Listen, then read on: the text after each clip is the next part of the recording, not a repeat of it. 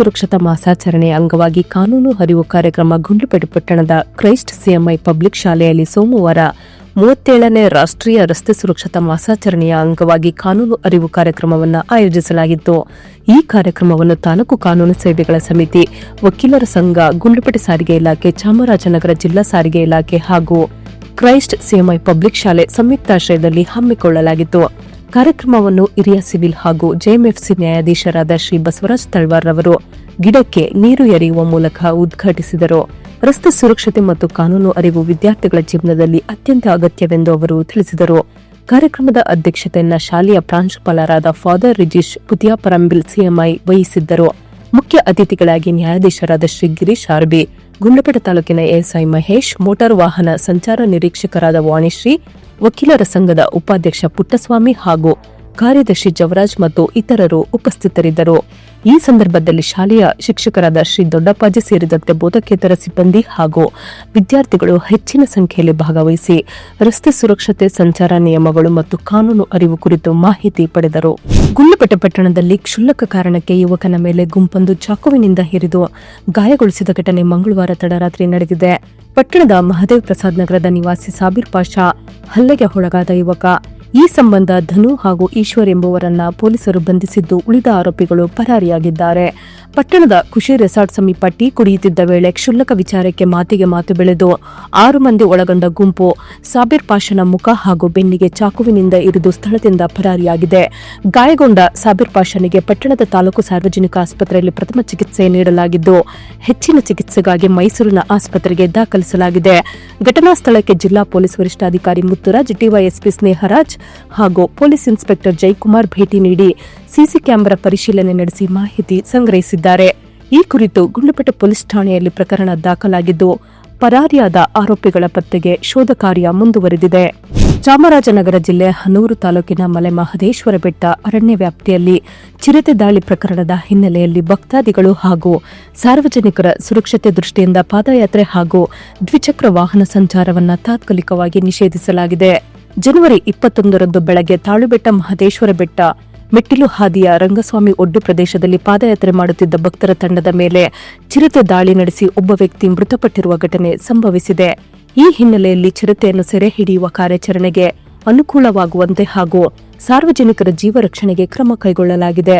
ಉಪ ಅರಣ್ಯ ಸಂರಕ್ಷಣಾಧಿಕಾರಿಗಳ ಮನವಿಯನ್ನು ಪರಿಗಣಿಸಿ ಅಪರ ಜಿಲ್ಲಾಧಿಕಾರಿ ಹಾಗೂ ಅಪರ ಜಿಲ್ಲಾ ದಂಡಾಧಿಕಾರಿ ಜಿ ಜವರೇಗೌಡ ಅವರು ಆದೇಶ ಹೊರಡಿಸಿದ್ದು, ಜನವರಿ 21ರ ಸಂಜೆ 6 ಗಂಟೆಯಿಂದ ಜನವರಿ 24ರ ಮಧ್ಯರಾತ್ರಿವರೆಗೆ ಮಲೆ ಮಹದೇಶ್ವರ ಬೆಟ್ಟ ಅರಣ್ಯ ವ್ಯಾಪ್ತಿಯಲ್ಲಿ ಪಾದಯಾತ್ರೆ, ಕಾಲುನಡೆ ಹಾಗೂ ದ್ವಿಚಕ್ರ ವಾಹನಗಳಲ್ಲಿ ಸಂಚಾರವನ್ನು ತಾತ್ಕಾಲಿಕವಾಗಿ ನಿರ್ಬಂಧಿಸಲಾಗಿದೆ. ಈ ನಿಷೇಧಾಜ್ಞೆ ಚಿರತೆ ಸೆರೆ ಕಾರ್ಯಾಚರಣೆಯಲ್ಲಿ ಭಾಗವಹಿಸುವ ಅರಣ್ಯ ಸಿಬ್ಬಂದಿ, ಅಧಿಕಾರಿಗಳು, ಪಶುವೈದ್ಯರು ಹಾಗೂ ಬಂದೋಬಸ್ತ್ಗೆ ನಿಯೋಜಿತ ಪೊಲೀಸ್ ಸಿಬ್ಬಂದಿಗೆ ಅನ್ವಯಿಸುವುದಿಲ್ಲ ಎಂದು ಆದೇಶದಲ್ಲಿ ಸ್ಪಷ್ಟಪಡಿಸಲಾಗಿದೆ. ಗುಂಡ್ಲುಪೇಟೆ ತಾಲೂಕಿನ ದೊಡ್ಡಹುಂಡಿ, ಹೊಸೂರು ಹಾಗೂ ಕಕ್ಕಳ ಗ್ರಾಮಗಳ ಸರ್ಕಾರಿ ಕಿರಿಯ ಪ್ರಾಥಮಿಕ ಶಾಲೆಗಳಲ್ಲಿ ನೂತನವಾಗಿ ನಿರ್ಮಾಣಗೊಂಡ ಹೆಚ್ಚುವರಿ ಕಟ್ಟಡಗಳನ್ನು ಮಾನ್ಯ ಶಾಸಕರಾದ ಎಚ್ಎಂ ಗಣೇಶ್ ಪ್ರಸಾದ್ ರವರು ಉದ್ಘಾಟಿಸಿದರು. ಈ ಸಂದರ್ಭದಲ್ಲಿ ಮಾತನಾಡಿದ ಶಾಸಕರು, ವಿದ್ಯಾರ್ಥಿಗಳ ಕಲಿಕಾ ವಾತಾವರಣವನ್ನು ಉತ್ತಮಗೊಳಿಸುವ ಉದ್ದೇಶದಿಂದ ಆದ್ಯತೆ ಮೇರೆಗೆ ಶಾಲಾ ಕೊಠಡಿಗಳನ್ನು ನಿರ್ಮಿಸಲಾಗಿದೆ ಎಂದು ತಿಳಿಸಿದರು. 3 ಗ್ರಾಮಗಳ ಪ್ರತಿಯೊಂದು ಶಾಲೆಗೆ ತಲಾ 13.90 ಲಕ್ಷ ವೆಚ್ಚದಲ್ಲಿ ಹೊಸ ಶಾಲಾ ಕೊಠಡಿಗಳನ್ನು ನಿರ್ಮಿಸಲಾಗಿದ್ದು, ಇದರಿಂದ ಮಕ್ಕಳ ಶಿಕ್ಷಣಕ್ಕೆ ಹೆಚ್ಚಿನ ಅನುಕೂಲವಾಗಲಿದೆ ಎಂದರು. ಕಾರ್ಯಕ್ರಮದಲ್ಲಿ ಗ್ರಾಮಗಳ ಮುಖಂಡರು, ಗ್ರಾಮಸ್ಥರು ಸೇರಿದಂತೆ ಶಿಕ್ಷಣ ಇಲಾಖೆಯ ಅಧಿಕಾರಿಗಳು, ಶಾಲಾ ಶಿಕ್ಷಕರು ಹಾಗೂ ವಿದ್ಯಾರ್ಥಿಗಳು ಹಾಜರಿದ್ದರು. ಗುಂಡ್ಲುಪೇಟೆ ಪುರಸಭಾ ಕಚೇರಿ ಸಭಾಭವನದಲ್ಲಿ ಮಂಗಳವಾರ ಪುರಸಭೆಯ ಪೌರ ಕಾರ್ಮಿಕರು ಹಾಗೂ ಸಿಬ್ಬಂದಿಗೆ ಆರೋಗ್ಯ ಇಲಾಖೆ ಮತ್ತು ಪುರಸಭೆಯ ಸಂಯುಕ್ತಾಶ್ರಯದಲ್ಲಿ ಆರೋಗ್ಯ ತಪಾಸಣಾ ಶಿಬಿರವನ್ನು ಆಯೋಜಿಸಲಾಗಿತ್ತು. ಶಿಬಿರದಲ್ಲಿ ಮಾನಸಿಕ ಒತ್ತಡ ನಿವಾರಣೆ ಕುರಿತು ಜಾಗೃತಿ, ಒತ್ತಡ ನಿಯಂತ್ರಣ, ಸಮತೋಲಿತ ಆಹಾರದ ಮಹತ್ವ, ಧೂಮಪಾನ, ಮದ್ಯಪಾನದಿಂದ ಉಂಟಾಗುವ ದುಷ್ಪರಿಣಾಮಗಳ ಬಗ್ಗೆ ಮಾಹಿತಿ ನೀಡಲಾಯಿತು. ಜೊತೆಗೆ ಸಾಮಾನ್ಯ ಆರೋಗ್ಯ ತಪಾಸಣೆ ನಡೆಸಲಾಗಿದ್ದು, ತಪಾಸಣೆಯಲ್ಲಿ ಗುರುತಿಸಲಾದ ಆರೋಗ್ಯ ಸಮಸ್ಯೆಗಳ ಕುರಿತು ಮುಂದಿನ ದಿನಗಳಲ್ಲಿ ಅಗತ್ಯ ಪರೀಕ್ಷೆ ಮತ್ತು ಚಿಕಿತ್ಸೆಗೆ ಕ್ರಮ ವಹಿಸುವಂತೆ ಸಲಹೆ ನೀಡಲಾಗಿದೆ. ಸುಮಾರು 40ರಿಂದ 50 ಜನ ಪೌರ ಕಾರ್ಮಿಕರು ಹಾಗೂ ಸಿಬ್ಬಂದಿ ಆರೋಗ್ಯ ತಪಾಸಣೆಗೆ ಒಳಪಟ್ಟಿದ್ದಾರೆ. ಕಾರ್ಯಕ್ರಮದಲ್ಲಿ ಪುರಸಭಾ ಮುಖ್ಯಾಧಿಕಾರಿಗಳಾದ ಶರವಣರವರು, ತಾಲೂಕು ಆರೋಗ್ಯಾಧಿಕಾರಿಗಳಾದ ಡಾ ಅಲಿಂ ಪಾಷಾ, ಆಸ್ಪತ್ರೆ ಸಿಬ್ಬಂದಿ ಹಾಗೂ ಪುರಸಭಾ ಸಿಬ್ಬಂದಿ ಹಾಜರಿದ್ದರು. ಗುಂಡ್ಲುಪೇಟೆ ತಾಲೂಕಿನ ಹೊಂಗಳಿ ಗ್ರಾಮದಲ್ಲಿ ನೂತನವಾಗಿ ಜೀರ್ಣೋದ್ಧಾರಗೊಂಡ ಗ್ರಾಮ ದೇವತೆ ಶ್ರೀ ಮಾರಮ್ಮ ತಾಯಿಯ ಪ್ರತಿಷ್ಠಾಪನೆ, ಕಳಸಾರೋಹಣ ಹಾಗೂ ಅಂಕ ಪ್ರತಿಷ್ಠಾಪನಾ ಸಮಾರಂಭವನ್ನು ಭಕ್ತಿಭಾವದಿಂದ ನೆರವೇರಿಸಲಾಯಿತು. ಸಮಾರಂಭದಲ್ಲಿ ಮಾನ್ಯ ಶಾಸಕರಾದ ಎಚ್ಎಂ ಗಣೇಶ್ ಪ್ರಸಾದ್ ರವರು ಭಾಗವಹಿಸಿ ಹೊಂಗಳ್ಳಿ ಶ್ರೀ ಮಾರಮ್ಮ ತಾಯಿಯ ದರ್ಶನ ಪಡೆದರು. ನಂತರ ಗುಂಡ್ಲುಪೇಟೆ ಕ್ಷೇತ್ರದ ವಿವಿಧ ಮಠಗಳ ಹರಗುರು ಶಿವಶರಣದ ದಿವ್ಯ ಸಾನ್ನಿಧ್ಯದಲ್ಲಿ ನಡೆದ ಧಾರ್ಮಿಕ ಸಭೆಯಲ್ಲಿ ಪಾಲ್ಗೊಂಡು ಕಾರ್ಯಕ್ರಮವನ್ನು ಉದ್ದೇಶಿಸಿ ಮಾತನಾಡಿದ ಅವರು, ಧರ್ಮ, ಸಂಸ್ಕೃತಿ ಹಾಗೂ ಗ್ರಾಮೀಣ ಪರಂಪರೆಯನ್ನು ಉಳಿಸಿ ಬೆಳೆಸುವಲ್ಲಿ ಇಂತಹ ಧಾರ್ಮಿಕ ಕಾರ್ಯಕ್ರಮಗಳು ಮಹತ್ವದ ಪಾತ್ರ ವಹಿಸುತ್ತವೆ ಎಂದರು. ಗ್ರಾಮದಲ್ಲಿ ಶಾಂತಿ, ಸೌಹಾರ್ದತೆ ಮತ್ತು ಸಮೃದ್ಧಿ ನೆಲೆಸಲೆಂದು ದೇವಿಗೆ ಪ್ರಾರ್ಥಿಸಿದರು. ಕಾರ್ಯಕ್ರಮದಲ್ಲಿ ಗ್ರಾಮಸ್ಥರು, ಭಕ್ತಾದಿಗಳು ಹಾಗೂ ವಿವಿಧ ಮಠಗಳ ಸ್ವಾಮೀಜಿಗಳು ಹೆಚ್ಚಿನ ಸಂಖ್ಯೆಯಲ್ಲಿ ಭಾಗವಹಿಸಿ ಸಮಾರಂಭಕ್ಕೆ ಸಂಭ್ರಮ ತಂದರು. ಗುಂಡ್ಲುಪೇಟೆ ಮೈಸೂರು ರಸ್ತೆಯ ಅಶ್ವಿನಿ ಬಡಾವಣೆಯಲ್ಲಿರುವ ಸಿಬಿಎಸ್ಇ ಪಠ್ಯಕ್ರಮದ ಶ್ರೀ ವಿನಾಯಕ ಕಾನ್ವೆಂಟ್ ಶಾಲೆಯಲ್ಲಿ ಸಂಕ್ರಾಂತಿ ಹಬ್ಬದ ಪ್ರಯುಕ್ತ ಮಕ್ಕಳು ಹಾಗೂ ಪೋಷಕರಿಗಾಗಿ ಸಾಂಸ್ಕೃತಿಕ ಕಾರ್ಯಕ್ರಮಗಳನ್ನು ಆಯೋಜಿಸಲಾಗಿತ್ತು. ಕಾರ್ಯಕ್ರಮದಲ್ಲಿ ಮಕ್ಕಳಿಂದ ಹಾಡು, ನೃತ್ಯ ಸೇರಿದಂತೆ ವಿವಿಧ ಸಾಂಸ್ಕೃತಿಕ ಪ್ರದರ್ಶನಗಳು ಜರುಗಿದವು. ಪೋಷಕರು ಸಹ ಉತ್ಸಾಹದಿಂದ ಭಾಗವಹಿಸಿ ತಮ್ಮ ಪ್ರತಿಭೆ ಪ್ರದರ್ಶಿಸಿದರು. ಸಂಕ್ರಾಂತಿಯ ಸಂಪ್ರದಾಯ, ಸಂಸ್ಕೃತಿ ಮತ್ತು ಆಚರಣೆಗಳ ಮಹತ್ವವನ್ನು ಕಾರ್ಯಕ್ರಮದ ಮೂಲಕ ಪರಿಚಯಿಸಲಾಯಿತು. ವಿದ್ಯಾರ್ಥಿಗಳಲ್ಲಿ ಆತ್ಮವಿಶ್ವಾಸ ಬೆಳೆಸುವ ಜೊತೆಗೆ ಪೋಷಕರು ಶಾಲೆಯ ನಡುವಿನ ಆತ್ಮೀಯತೆಯನ್ನು ಹೆಚ್ಚಿಸುವ ಉದ್ದೇಶದಿಂದ ಇಂತಹ ಕಾರ್ಯಕ್ರಮಗಳನ್ನು ಆಯೋಜಿಸಲಾಗಿದೆ ಎಂದು ಶಾಲಾ ಆಡಳಿತ ಮಂಡಳಿ ತಿಳಿಸಿತು. ಕಾರ್ಯಕ್ರಮದಲ್ಲಿ ಶಿಕ್ಷಕರು, ಪೋಷಕರು ಹಾಗೂ ವಿದ್ಯಾರ್ಥಿಗಳು ಪಾಲ್ಗೊಂಡು ಸಂಕ್ರಾಂತಿ ಸಂಭ್ರಮಿಸಿದರು. ಮಲೆಮಹದೇಶ್ವರ ತಾಳುಬೆಟ್ಟದ ಸಮೀಪ ಮಾದಪ್ಪನ ಪಾದಯಾತ್ರಿಕರ ಮೇಲೆ ಚಿರತೆ ದಾಳಿ ನಡೆದಿದ್ದು, ಈ ದುರ್ಘಟನೆಯಲ್ಲಿ ಮಂಡ್ಯ ಜಿಲ್ಲೆಯ ಚಿರನಹಳ್ಳಿಯ ಪ್ರವೀಣ್ ಸಾವನ್ನಪ್ಪಿರುವ ಘಟನೆಗೆ ತೀವ್ರ ಆಕ್ರೋಶ ವ್ಯಕ್ತವಾಗಿದೆ. ಈ ಹಿನ್ನೆಲೆಯಲ್ಲಿ ಇಂದು ಮಲೆಮಹದೇಶ್ವರ ಬೆಟ್ಟ ಪ್ರದೇಶದಲ್ಲಿ ರಸ್ತೆ ತಡೆ ನಡೆಸಿ ಪ್ರತಿಭಟನೆ ನಡೆಸಲಾಯಿತು. ಚಿರತೆ ದಾಳಿಗೆ ಶಾಶ್ವತ ಪರಿಹಾರ ಒದಗಿಸಬೇಕು, ಪಾದಯಾತ್ರಿಕರ ಸುರಕ್ಷತೆ ಖಚಿತಪಡಿಸಬೇಕು ಹಾಗೂ ಮೃತ ಕುಟುಂಬಕ್ಕೆ ನ್ಯಾಯಸಮ್ಮತ ಪರಿಹಾರ ನೀಡಬೇಕು ಎಂದು ಪ್ರತಿಭಟನಾಕಾರರು ಒತ್ತಾಯಿಸಿದರು.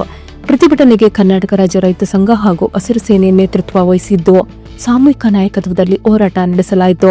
ಸಂಘಟನೆಯ ಅಧ್ಯಕ್ಷೀಯ ಮಂಡಳಿ ಸದಸ್ಯರಾದ ಹೊನ್ನೂರು ಪ್ರಕಾಶ್ ಸೇರಿದಂತೆ ಹಲವು ಮುಖಂಡರು ಪ್ರತಿಭಟನೆಯಲ್ಲಿ ಭಾಗವಹಿಸಿದ್ದರು. ಗುಂಡ್ಲುಪೇಟೆ ತಾಲೂಕಿನ ವಿವಿಧ ಜಮೀನುಗಳಲ್ಲಿ ಬಾಳೆಗೊನೆಗಳನ್ನು ಕದ್ದು ಮಾರಾಟ ಮಾಡುತ್ತಿದ್ದ 3 ಆರೋಪಿಗಳನ್ನು ಬೇಗೂರು ಪೊಲೀಸ್ ಠಾಣಾ ಪೊಲೀಸರು ಬಂಧಿಸಿದ್ದಾರೆ. ಬಂಧಿತ ಆರೋಪಿಗಳನ್ನು ಹೆಮ್ಮರ್ಗಾಲ ಕೆಂಪರಾಜು, ರಾಜಶೇಖರ್ ಹಾಗೂ ತಗಡೂರು ಮಹೇಶ್ ಎಂದು ಗುರುತಿಸಲಾಗಿದೆ. ಆರೋಪಿಗಳು ಹಿರೇಬೇಗೂರು, ಅರಳಿಕಟ್ಟೆ ಸೇರಿದಂತೆ ನಂಜಗೂಡು ಸುತ್ತಮುತ್ತ ಗ್ರಾಮಗಳಲ್ಲಿ ರೈತರ ಜಮೀನುಗಳಲ್ಲಿ ಬೆಳೆದಿದ್ದ ಬಾಳೆಗೊನೆಗಳನ್ನು ಗುರಿಯಾಗಿಸಿಕೊಂಡು ರಾತ್ರಿ ವೇಳೆ ದಾಳಿ ನಡೆಸಿ ಕತ್ತರಿಸಿ ಕದ್ದೊಯ್ದು ಮೈಸೂರು ಕಡೆ ಮಾರಾಟ ಮಾಡುತ್ತಿದ್ದರೆಂದು ಪೊಲೀಸ್ ತನಿಖೆಯಲ್ಲಿ ತಿಳಿದು ಬಂದಿದೆ. ಈ ಸಂಬಂಧ ಹಿರೇಬೇಗೂರು ಹಾಗೂ ಅರಳಿಕಟ್ಟೆ ಗ್ರಾಮಗಳ ರೈತರು ಬೇಗೂರು ಪೊಲೀಸ್ ಠಾಣೆಗೆ ದೂರು ನೀಡಿದ್ದು, ದೂರಿನ ಆಧಾರದ ಮೇಲೆ ಕಾರ್ಯಾಚರಣೆ ನಡೆಸಿದ ಪೊಲೀಸರು ಆರೋಪಿಗಳನ್ನು ಬಂಧಿಸಿ ಮುಂದಿನ ತನಿಖೆ ಕೈಗೊಂಡಿದ್ದಾರೆ. ಗುಂಡ್ಲುಪೇಟೆ ತಾಲೂಕಿನ ಹುಲ್ಲಾಳ, ಸೋಮನ್ಪುರ, ಶೀಲವಂತಪುರ ಗ್ರಾಮಗಳ ಆರಾಧ್ಯ ದೈವವಾದ ಶ್ರೀ ಸಿದ್ದಪ್ಪಾಜಿ ನೂತನ ದೇವಸ್ಥಾನದ ಜೀರ್ಣೋದ್ಧಾರ ಮಹೋತ್ಸವವನ್ನು ಜನವರಿ 23, 2026 ಶುಕ್ರವಾರ ಸರಳವಾಗಿ ಹಾಗೂ ಭಕ್ತಿಭಾವದಿಂದ ನಡೆಸಲಾಗುತ್ತಿದೆ. ಅಂದು ಬೆಳಗ್ಗೆ ಸೋಮನ್ಪುರ ಗ್ರಾಮದಿಂದ ಬೆಳ್ಳಿ ರಥದ ಮೇಲೆ ಶ್ರೀ ಶ್ರೀ ಶ್ರೀ ವರುಣಲಿಂಗರಾಜ ಅರಸ್ವಾಮಿಗಳ ಉತ್ಸವವನ್ನು ಗ್ರಾಮ ಬೀದಿಗಳಲ್ಲಿ ನಡೆಸಿ ದೇವಸ್ಥಾನಕ್ಕೆ ತಂದು ಪ್ರಾತಃ ಕಾಲದಲ್ಲಿ ಗಣಪತಿ ಹೋಮ, ಗೋವು ಪೂಜೆ ಹಾಗೂ ಶ್ರೀ ಸಿದ್ದಪ್ಪಾಜಿಗೆ ಕೊಳಗ ಸ್ಥಾಪನೆ ಕಾರ್ಯ ನಡೆಯಲಿದೆ. ಕಾರ್ಯಕ್ರಮದಲ್ಲಿ ಧರ್ಮಾಧಿಕಾರಿಗಳು ಹಾಗೂ ಗಣ್ಯರು ಭಾಗವಹಿಸಲಿದ್ದು, ವಿಶೇಷ ಅತಿಥಿಗಳಾಗಿ ಮಾನ್ಯ ಶಾಸಕರಾದ ಎಚ್ಎಂ ಗಣೇಶ್ ಪ್ರಸಾದ್ ರವರು, ಎಸ್ ನಿರಂಜನ್ ಕುಮಾರ್ ಅವರು, ಮಾನ್ಯ ಮಾಜಿ ಶಾಸಕರು ಆಗಮಿಸಲಿದ್ದಾರೆ. ಈ ಕುರಿತು ಗ್ರಾಮಸ್ಥರಾದ ಸಿದ್ದರಾಜ ನಾಯಕ ಪಾಜಿ ಸುದ್ದಿಗುಂಡ್ಲುಪೇಟೆಗೆ ಮಾಹಿತಿ ನೀಡಿದ್ದಾರೆ. ಕರ್ನಾಟಕ ಸೇವಾ ರತ್ನ ಪ್ರಶಸ್ತಿಗೆ ಭಾಜನರಾದ ಶ್ರೀಯುತ ಜಿಕೆ ನಾಗರಾಜುರವರಿಗೆ ಗುಂಡ್ಲುಪೇಟೆ ಸ್ನೇಹ ಬಳಗದ ವತಿಯಿಂದ ಸರಳ ಅಭಿನಂದನಾ ಕಾರ್ಯಕ್ರಮವನ್ನು ಆಯೋಜಿಸಲಾಗಿತ್ತು. ಕಾರ್ಯಕ್ರಮದ ಅಧ್ಯಕ್ಷತೆಯನ್ನು ಗುಂಡ್ಲುಪೇಟೆ ಸ್ನೇಹ ಬಳಗದ ಅಧ್ಯಕ್ಷರಾದ ಬಸವರಾಜರವರು ವಹಿಸಿ ಅವರು ಮಾತನಾಡಿ, ಸಮಾಜ ಸೇವೆಯಲ್ಲಿ ನಾಗರಾಜರವರ ಕೊಡುಗೆ ಅಪಾರವಾಗಿದ್ದು ಅವರಿಗೆ ಈ ಪ್ರಶಸ್ತಿ ದೊರಕಿರುವುದು ಹೆಮ್ಮೆಯ ವಿಷಯ ಎಂದರು. ಬೇಗೂರಿನ ಶ್ರೀ ಬಿಎನ್ ನಾಗೇಶ್ ರವರು ನಾಗರಾಜರವರ ಸಾಧನೆಯನ್ನ ಕುರಿತು ರಚಿಸಿದ ಗೀತೆಯನ್ನ ಹಾಡಿದರು. ಕಾರ್ಯಕ್ರಮದಲ್ಲಿ ಶಿಕ್ಷಕರಾದ ಮಹೇಶ್, ದಿನೇಶ್, ಮಳೋಳಿ ಮಹೇಶ್, ಕೃಷ್ಣ, ನಾಗೇಂದ್ರ, ಸಂತೋಷ್ ಸೇರಿದಂತೆ ಹಲವರು ಉಪಸ್ಥಿತರಿದ್ದರು.